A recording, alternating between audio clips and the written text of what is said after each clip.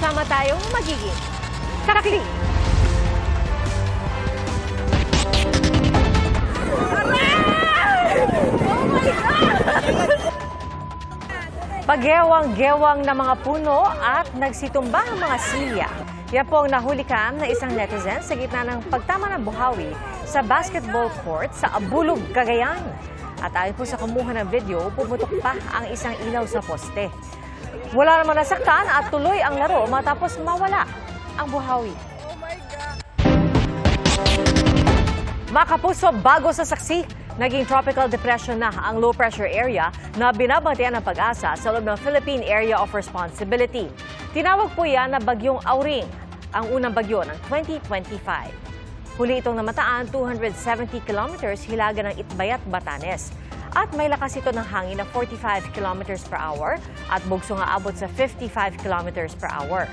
Kumikilos ang bagyo north-northwest sa bilis na 15 kilometers per hour. At ayon sa Pag-asa, umiiral pa rin ang habagat. Posible ring magka-monsoon break o pansamantalang paghina ng habagat kaya maaaring bumuti ang lagay ng panahon sa malaking bahagi ng bansa. Pero maiging mag-antabay ng mga update dahil posible magkaroon ng mga pagbabago. Inaantabayanan pa natin ang iba pang detalye mula sa 11 p.m. Bulletin ng Pag-asa.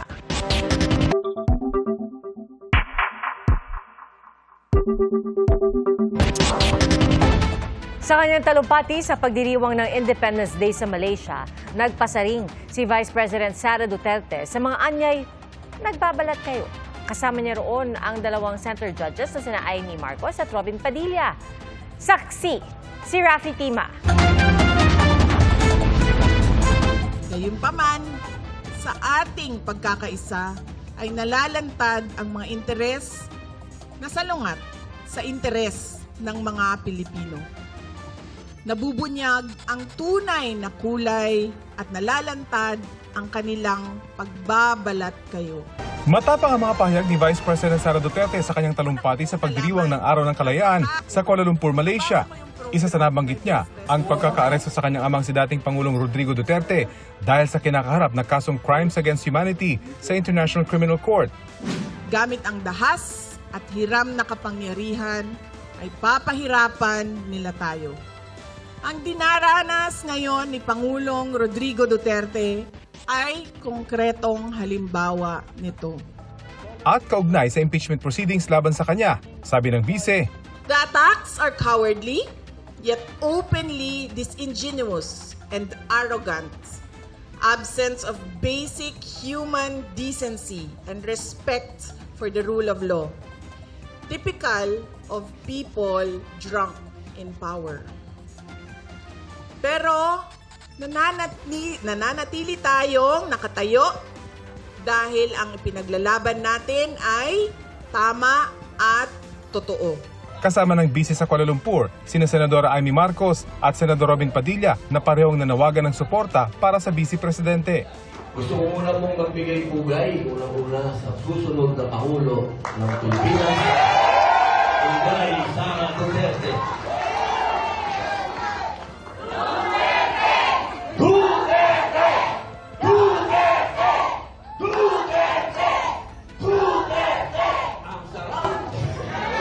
Kapag sinisigaw niya, lalo ako tumatapang eh.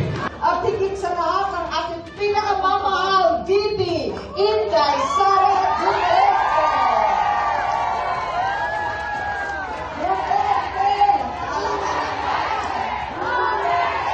Sabi ko sa kanya, hindi ako ang magbabalik kay dating Pangulong Duterte sa Pilipinas.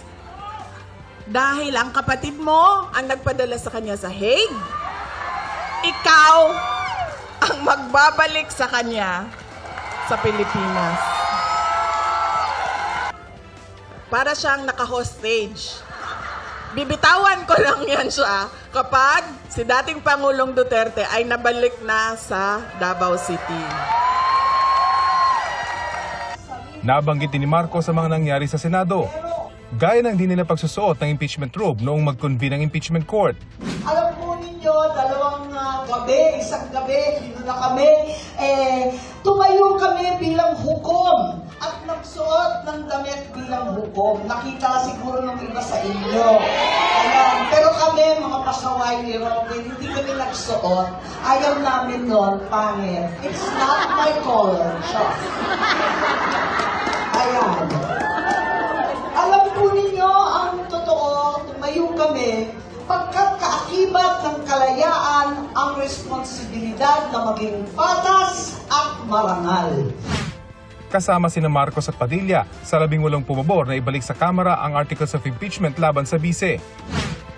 Kagabi, pinagtibay ng Kamara ang resolusyon para sertipikang naaayon sa saligang batas ang impeachment complaint, gaya ng hinihingi ng Senate Impeachment Court. Gayunman, kinwestiyon pa rin ni House Speaker Martin Romualdez ang utos na ibalik ang articles of impeachment sa Kamara. The decision of the Senate sitting as an impeachment court to return the articles of impeachment is deeply concerning. The House of Representatives acted not out of haste, but with deliberate care. We followed the law, we honored our mandate. Pero inaprubahan din ang motion na huwag munang tanggapin ang ibinalik na articles of impeachment hanggat hindi sinasagot ng Senate Impeachment Court ang mga tanong ng House Prosecution Panel sa pagbabalik ng naturang articles. Kung tinanggap po namin yung, ito po, kanya-kanya po kasi kami ng pananaw, no? Kung tinanggap po namin yung kanilang ninanais, di parang tinasabi po namin na tama po yung kanilang ginagawa. Marami po sa amin ang hindi po naniniwala at ang iba po sa amin, ang paningin ay ito po ay unconstitutional dahil ito po ay wala naman po sa rules. We shall comply with the requirements of the impeachment court, not to abandon our cause, but to ensure the process continues. Because in matters of truth and accountability, the House does not back down. Hindi rin muna ipinadala sa Senado ang certification ng Kamara dahil pag-uusapan pa ito ng House Prosecution Panel. It was decided by the House leadership that the Secretary General can issue the certification for maybe for everyone's appeasement, but it does not necessarily mean that we will transmit such certification to the Senate. Yun po ang aming stand. Wala po silang authority to remand the articles of impeachment. It's not under the Constitution that they can return or remand the articles of impeachment. Hindi naman malinaw pa kung anong magiging aksyon ng Kamara sa ikalawang hinihingi ng impeachment court, ang paglilinaw ng papasok na 20th Congress kung interesado pa itong ituloy ang impeachment complaint. Giit ni Senate President Chis Escudero, dapat igalang at sundin ng Kamara ang pasya ng impeachment court. Dapat din daw tumugon ng bise sa summons. Tanging Korte Suprema lang daw ang pwedeng magsabi kung unconstitutional o hindi ang kanilang ginawa. Sui generis ang impeachment court. Nakalagay din yon sa rules of court. Sui generis means it's a class of its own. Pwedeng gawin ng impeachment court anumang ninanais gawin ito ayon sa botohan. At kung may hindi man sumasang-ayon, malaya silang pwedeng iakyat sa Korte Suprema yan at hantayin natin magpasa ang Korte Suprema. Inaasahan ng impeachment court ang sagot ni VP Duterte sa summons sa June 23. Ang prosekusyon naman, merong hanggang June 28 para mag-reply sa tugon ng bise kung nanaisin ito. Para sa GMA Integrated News, ako si Rafi Timang, inyong saksi. Samantala, sa 2027, target magamit ng mga commuter ang 12 istasyon ng MRT-7. At kabilang po dito ang Batasan Station na halos kumpleto na raw ayon sa Department of Transportation. Saksi, si Jamie Santos. Ipinasilip na ng Department of Transportation ang MRT-7 Batasan Station. Pinasok na rin ang MRT-7 coach. Ininspeksyon ni DOTR Secretary Vince Dizon ang ticket booth counter, turnstile gates, access ramp, train platforms at umaandar na rin ang mga bagon ng tren. Ayon sa DOTR, halos 100% na ang complete rate ng istasyon. Ito raw ay bilang tugon sa utos ng Pangulo na pabilisin ang pagtapos sa mga proyektong makatutulong sa mga commuter. Inaasahang masasakyan na raw ng mga pasahero ang 12 istasyon ng MRT-7 sa 2027 mula sa North EDSA hanggang sa Sacred Heart Station sa Caloocan City. Ilang commuter ang nakausap namin na excited na sa pagbubukas ng MRT-7.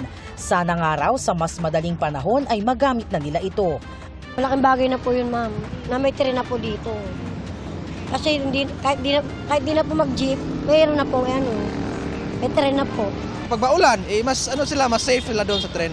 Iwas traffic po. Mas mabilis po talaga kasi po kumbaga kukuha na ng yung ticket. Then pag sakay niyo diretso na po ko sa kayo location pupunta at bababa doon. Kung jeep po talaga hihinto pa, bababa, hihinto, bababa. Parang natatagalan po talaga yung kaya nagkakaroon ng traffic. Maging ang ilang may maliit na negosyo sa baba ng istasyon, hindi na rin makahintay sa pagbubukas nito. Ang ilan nga excited na rin subukan makasakay sa tren. Siguro marami na kaming customer dito. Excited na po. Gusto na talaga naming sumakay dyan sa bus. Mahirap po. Mahirap. Kasi putol-putol yung biyahe. Hindi katulad ng MRT na dire-diretso. Sana nga po lumakas kasi mahina talaga kami ngayon. Magkaroon na ng babaan dito para dito na yung tao. Ayon sa DOTR, sa unang taon ng operasyon ng MRT-7, nasa 600,000 na pasahero kada araw ang kaya raw nitong serbisyuhan para sa mas mabilis at komportableng biyahe. Para sa GMA Integrated News, ako si Jamie Santos, ang inyong saksi. Lagda na lang ng Pangulo ang kulang para maisabatas ang panukalang iurong sa susunod na taon ang barangay at SK elections na dapat ay sa Disyembre. Nagsisihan naman ang Senado at Kamara sa kung bakit hindi naisabatas ang panukalang dagdag sahod. Saksi si Maki Pulido. Paasa ang turing ng mga labor groups sa sinapit ng panukalang aumento sa sahod. Kahit kasi pumasa ang magkaibang bersyon ng Senado at Kamara sa kani-kanilang plenaryo, hindi ito napag-isa sa pagsasara ng 19th Congress kahapon. Grabe ho ang nararamdaman naming galit. Dinidribble lang ng Senado at saka ng Congress yung legislative wage increase. Parang nagamit na kami sa eleksyon Nagkaturuan kung sino ang may sala. Sabi ng Senado kahapon, kasalanan ng Kamara dahil gipit na sa oras nang ipasa sa kanila ang panukalang batas. Ayon sa Kamara, ang gusto ng Senado ay tanggapin lang ang bersyon nito na 100 pesos na dagdag sahod. Handa rin nila ang Kamara na sumalang sa bicameral conference para pag-isahin ang kani-kanilang bersyon. Let's not sugarcoat it. The Senate killed the 200 peso wage hike bill. 200 pesos man o 100 pesos ang legislated wage hike, tutol ang economic managers. Dahil dagdag gastos nila sa produksyon na magpapamahal ng bilihin. Sabi ng KMU, sa halip na ipatong ang cost of production sa aumento ng sahod, ibawas dapat ito sa kita ng malalaking kumpanya. Ang maliliit namang mga negosyo dapat alalayan ng gobyerno tulad ng pag-alalay nila sa mga foreign investor. Aware kami na dapat hindi siya matranslate sa inflation. So paano yun gagawin? Dapat ang binabawasan yung tubo ng kumpanya. Binabaliktad nila yung argumento. 1989 pa huling nagkaroon ng legislated wage hike sa pamamagitan ng RA 6727. Dahil din sa batas na yan, nabuo ang mga regional wage board. Ang gusto ng economic managers, hayaan ang mga regional wage board na magtakda ng minimum wage depende sa rehiyon. Mas muraan nilang mamuhay sa probinsya kaya tama lang na mas mababa ang sahod doon. Pero sabi ni Aryan na nagtapos ng kursong Maritime and Tourism at ngayon isang construction worker, sobrang baba naman ng sahod nila sa probinsya. Mahirap din po yung buhay sa probinsya. Maliit lang po yung doon sahod kasi provincial rate. Minsan po mahal po yung mga bigas, bilihin po. Tapos maliit lang po yung sahod. Sa gitna niyan, ilan sa mga prioridad na panukalang batas ng LEDAC o Legislative Executive Development Advisory Council ang lumusot sa BICAM at niratipika na ng Senado at Kamara ang BICAM report. Ibig sabihin, maaaring may isa batas kung pipirmahan ng Pangulo. Pero kahit walang pirma, magiging batas sa mga ito kapag lumipas ang 30 araw na walang aksyon mula sa Pangulo. Kabilang dito ang Virology Institute of the Philippines o VIP Act, E-Governance Act, Konektadong Pinoy Act o yung nagbabalangkas para mapalawak ang internet access sa bansa, pati ang panukalang batas na nagluluwag ng pagpapaupa ng mga pribadong lupain sa foreign investors. Niratipika na rin ng Kongreso ang BICAM report na nagpapahaba sa termino ng barangay at sangguniang officials. Kung may sa batas mula 3 taon, magiging 4 na taon ang kanilang panunungkulan. Ipagpapaliban din sa November 2026 ang dapat sanay barangay at sanggunian elections sa December 2025. Kung sakali, sabi ng COMELEC, mas makakatutok sila sa BARM parliamentary elections na nakatakda sa Oktubre. May mga kagamitan na hindi kami dapat bumili muna o i-procure dahil baka po kasi ito masira, katulad halimbawa ng indelible ink. Kung ito'y maririsa talaga sa November, marapat din po siguro na ito ay amin pong i-reset upang mas pahabain natin ang magiging registration. Niratipika na rin ng Senado ang BICAM report para sa panukalang batas na nagbabalangka sa paggamit ng nuclear energy at nagtatatag ng Philippine Atomic Energy Regulatory Authority o PhilAtom, pati ang Arrow Act o yung nagre-reforma sa Right of Way Act.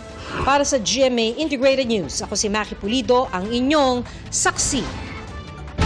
Arestado ang 2 subcontractor ng Meralco na inirereklamo dahil sa umano'y pangingikil. Ang mga suspect pinalalabas umanong tampered ang metro ng kuryente para makahingi ng pera sa mabibiktimang customer.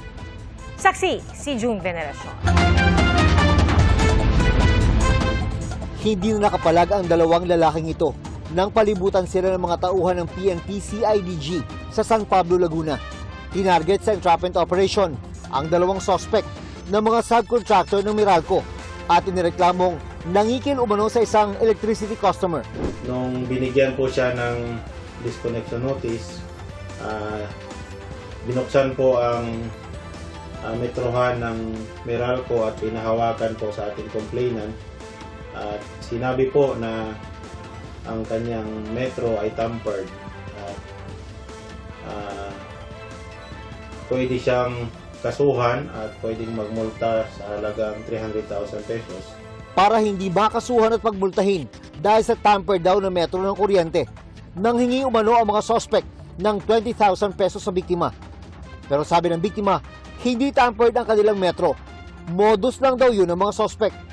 Nagsumbong ang biktima sa mga otoridad, kaya naisagawa ang entrapment. Kinasuhan natin ng robbery extortion yung mga suspects in relation to RA 10175 or the Cybercrime Prevention Act. Sinusubukan pa namin makuha ang panig ng mga naaresto. Pero sa isang pahayag, nagpasalamat ang Meralco sa mabilis na aksyon ng mga otoridad. Nagpaalala sila na hindi raw naniningil o tumatanggap ng anumang bayad ang mga empleyado ng Meralco. At tanging sa mga Meralco Business Center lamang maaaring tumanggap at magproseso ng anumang bayad. Base sa investigasyon ng CIDG Laguna, may iba pang nabiktima ang mga suspect sa kanilang modus na palalabasing tampered ang metro ng kuryente na kanilang bibiktimahin para makapangikil. Umaapila sa kanila ang mga otoridad na magsampa rin ng reklamo. Para sa GMA Integrated News, ako si June Veneracion, ang inyo saksi. Sa protesta, idinaan ng ilang grupo ang pag-alala ng Araw ng Kalayaan.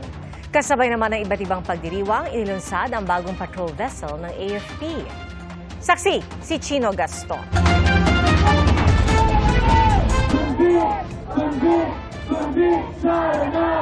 Ngayong Araw ng Kalayaan, giit ng mga grupo na nag-rally sa People Power Monument sa EDSA kanina, ipagpatuloy ang impeachment trial ni Vice President Sara Duterte. Bakit parang naghahanap sila ng win-win solution for the minority and for the pro-Duterte senators? Diba? It doesn't make sense. Pero may mga nagpahayag din ng pagsuporta sa Vice Presidente. Kaninang umaga, nagtangkari ng grupo na makalapit sa US Embassy bilang paggunita sa Araw ng Kalayaan. Pero hanggang Calao Avenue na lang nakarating ang mga rallyista dahil hinarang na ang magkabilang lane ng mga tauhan ng Manila Police District. Wala mang rally permit, hinayaan pa rin sila tapusin ang kanilang programa. Nandun palagi tayo sa maximum tolerance. Kung mapapansin nyo, na nandito sila pinapahayag nila yung kanilang mga saloobin, ito ba man ay pabor o hindi pabor sa ating gobyerno.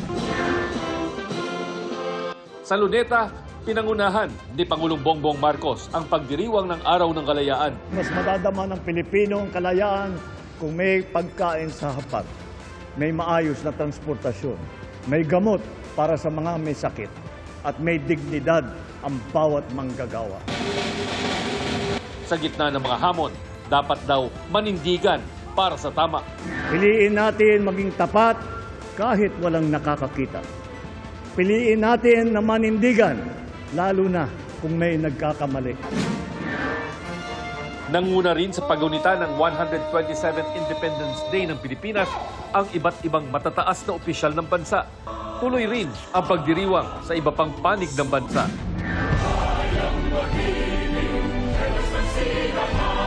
At ang kabayanihan ng mga lumaban para sa ating kalayaan, inalala pati sa BRP Teresa Magbanwa ng Philippine Coast Guard.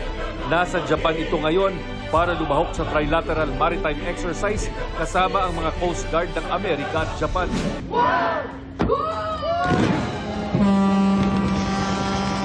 Sa South Korea, inilunsad ngayong araw ng AFP ang BRP Raha Sulaiman na pinakabagong offshore patrol vessel ng bansa. Ang barkong ipinangalan sa Raha na nanindigan laban sa mga mananakop, modernong sagisag-an nila ng katapangan at tibay ng loob ng mga Pilipino. Ayon sa AFP, magiging katuwang ito sa pagtatanggol ng teritoryo ng bansa. Para sa GMA Integrated News, ako si Chino Gaston, ang inyong saksi. 16 na bansa ang naghahanap ng mga skilled worker mula sa Pilipinas. At tampok po yan sa job fair ng Department of Migrant Workers na dinayo ng libo-libong aplikante ngayon pong Araw ng Kalayaan. Saksi si Darlene Kai. Hindi pa man nagsisimula ang Independence Day Job Fair sa isang mall sa Ortigas, mahaba na ang pila ng mga gusto mag-apply para sa mga trabaho abroad. Isa rito si Joselito, isang bartender. 15 taon siyang nagtrabaho sa Dubai pero umuwi sa Pilipinas noong 2022 para dito na magtrabaho. Pero hindi raw sapat ang oportunidad at kita dito sa bansa. Maraming competition talaga, especially nagkakaedad na rin. Siyempre pinipili ng mga employer yung mga medyo bata, yung medyo fresh, and then may mga experience din dito. Pero sa experience, mas lamang tayo sa kanila. Ayon sa DMW, may 3,630 job orders dito ngayong araw mula sa 10 participating job recruitment agencies patungo sa 16 na bansa na nangangailangan daw ng skilled workers. Ang isang nakikita kong trend is in terms of tinatawag na skilled workers, hindi na yung dating professional o highly professional or technical. Yung tinatawag na skilled sets na meron naman tayong kaukulang surplus o marami naman talaga tayong panggagalingan. Yan ang isang na-observe ko na hindi na masyado papasok yung usapin na tinatawag na brain drain o maubos yung workforce natin. Ilan sa mga aplikante ang hired on the spot. Ang call center agent na si Angelica na hire bilang cleaner sa Saudi Arabia. Naghahangad daw siya ng mas malaking kita at mas magandang oportunidad. Overwhelming po, tsaka mixed emotions kasi hindi po ini-expect na pwede pala yun na hired on the spot. Mas maganda rin kasi yung opportunity kapag nasa ibang bansa. Magiging regular na raw itong job fair para sa mga naghahanap ng trabaho abroad. Pero bukod dito, meron na rin daw programa yung DMW para sa mga kasalukuyan ng OFW pero gustong madagdagan yung kanilang kaalaman at kasanayan para makahanap sila ng mas magandang trabaho at oportunidad para sa kanila. We are preparing ourselves for a smoother path towards upskilling. Isang OFW domestic worker halimbawa galing sa abroad, nag-alaga ng bata o matanda, pwede na siyang bumalik dito sa bansa, ma-assess o di kaya mag-training para maging caregiver naman, para hindi na domestic worker yung pagbalik niya.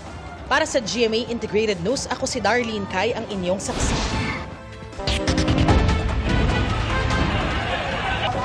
Umangat ang maitim at makapal na usok mula sa nasusunog na parking facility sa Chongqing, China. Gumapang ang apoy patungo sa iba pang motorsiklong nakatigil sa labas ng pasilidad. Nagtakbuhan ang ilang residente palayo sa sunog. Wala namang naiulat na nasaktan. Iniimbestigahan pa ang pinagmulan ng sunog.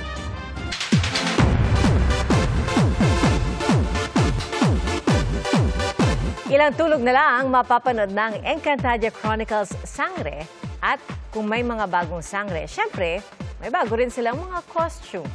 Worth it daw ang ginawa nilang matinding disiplina at training. Ang mga costume lang namin, ang hirap gumalaw Magugulat ka na lang talaga. Minsan si Dea, yung axe niya. Kaya. sa likod. So, laging yun yung nakakatama. Yes. Bumalik ako sa pagtitraining.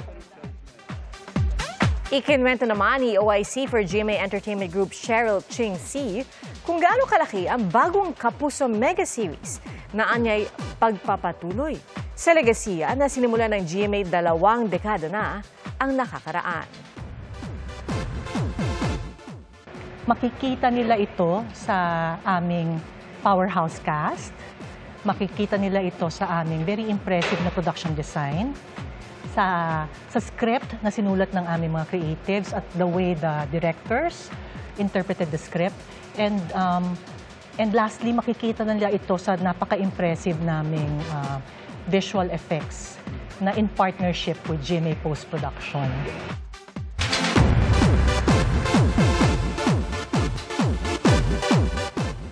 Wala pong bibitiw sa pagtatapos ng murder mystery series na Slay.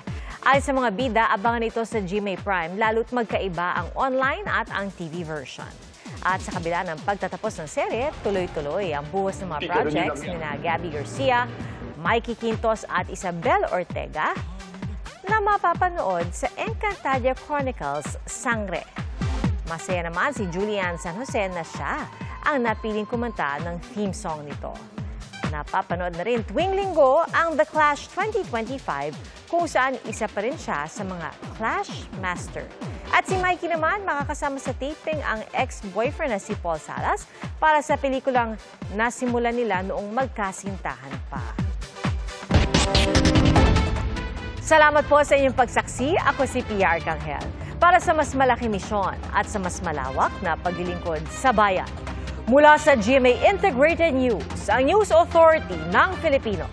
Hanggang bukas, sama-sama po tayong magiging saksi. Mga kapuso, maging una sa saksi. Mag-subscribe sa GMA Integrated News sa YouTube para sa iba't ibang balita.